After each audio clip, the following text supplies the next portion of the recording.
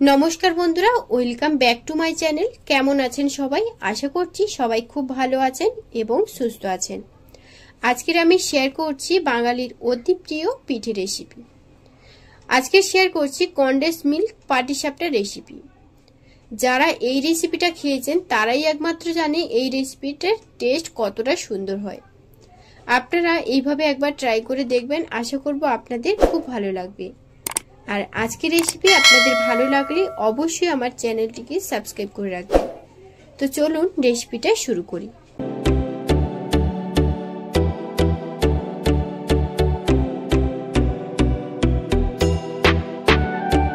আমের পাটিসাপটার জন্য এখানে আমি দুটো আম পাকা নিয়েছি।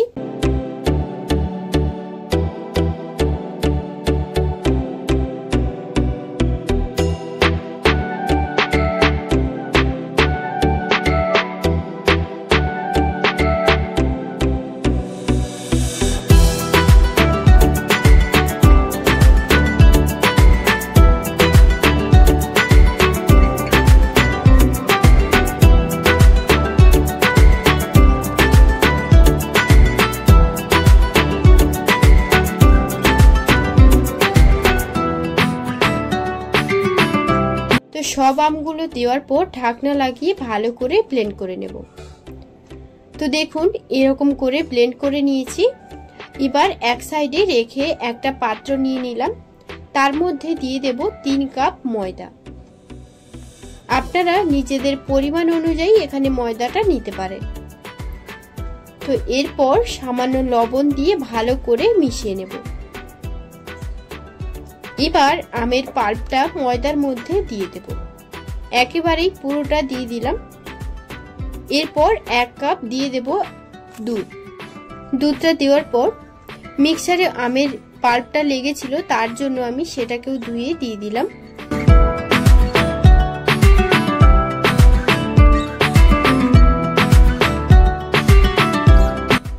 ময়দার ব্যাটারটা ভালো করে মিশিয়ে নেওয়ার পর এরকম একটা ফিটনেস এলে ব্যাটারটা একদম রেডি। এবার আমি এক সাইডে সরিয়ে নারকেলের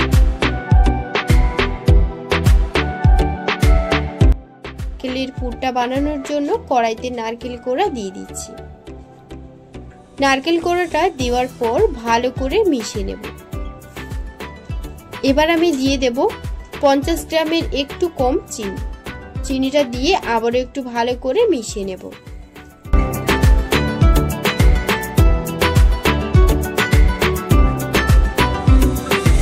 চিনিটা দেওয়ার পর পুরটা আমি 5 মিনিটের মতো নাড়াচাড়া করে নিয়েছিলাম, আর চিনিটাও কিন্তু বেশ অনেকটাই গলে গেছে।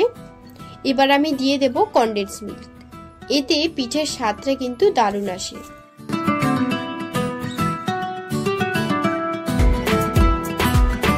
নাড়াচাড়া করে ভালো করে 2 মিনিটের মতন আমি পুরটাকে রেডি করে নিয়েছি। এবার আমি নামিয়ে নেব।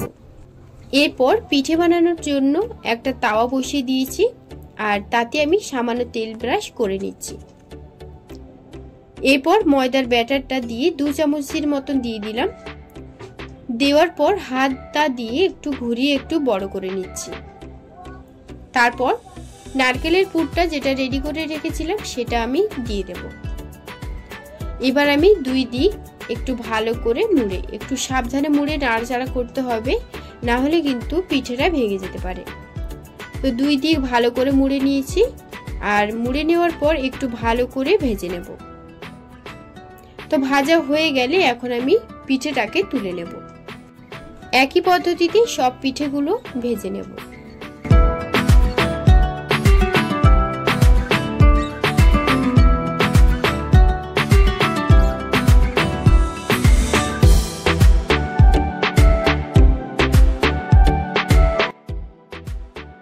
তো সব পিঠেগুলো ভাজা হয়ে গেছে, এখন আপনাদের দেখাচ্ছি। দেখুন এই পিঠেগুলো ভীষণ নরম হয় আর খেতেও কিন্তু দুর্দান্ত লাগে। আর যেহেতু আম দেওয়া আছে তার জন্য ফ্লেভারটা কিন্তু দারুণ আসে। আজকের রেসিপি ভালো লাগলে অবশ্যই একবার বাড়িতে ট্রাই করবেন। আর রেসিপি ভালো লাগলে কমেন্ট বক্সে কমেন্ট করে জানাতে পারেন। এবং আজকের ভিডিও যদি আপনাদের ভালো লেগে থাকে লাইক ও শেয়ার করবেন। এবং পরবর্তী ভিডিওগুলো দেখার জন্য চ্যানেলটিকে সাবস্ক্রাইব করে রাখবেন। সাথে বেল বাটনটি প্রেস করতে একদমই ভুলবেন না। আজকের মতো ভিডিওটা এই পর্যন্ত। সবাই ভালো থাকবেন, সুস্থ থাকবেন। সবাইকে ধন্যবাদ জানিয়ে আজকের ভিডিওটি এই পর্যন্ত।